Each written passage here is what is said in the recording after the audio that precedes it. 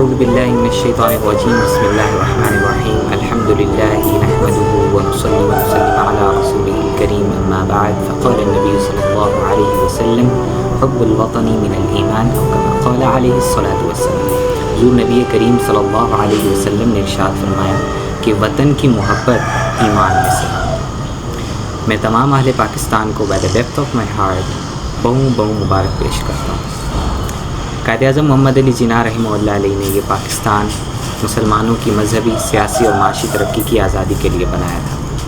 نہ صرف آج بلکہ روز، جب صبح طلوع ہو جب شام غروب ہو، یہ یاد رکھیں کہ یہ آپ کا اور میرا نہیں بلکہ ہم سب کا پاکستان ہے۔ اس لیے ہم سب نے مل کر اس ملک میں ترقی کے ہر خواب کو ممکن بنانا ہے۔ آج کے اس خاص موقع پر میں تمام اہل پاکستان کو، بالخصوص ہماری انتہائی نڈر، بہادر اور دنیا کی سب سے بہترین فوج کو سلام پیش کرتا ہوں اور مبارکباد پیش کرتا ہوں۔ پاکستان زندہ باد، پاکستان پائندہ باد۔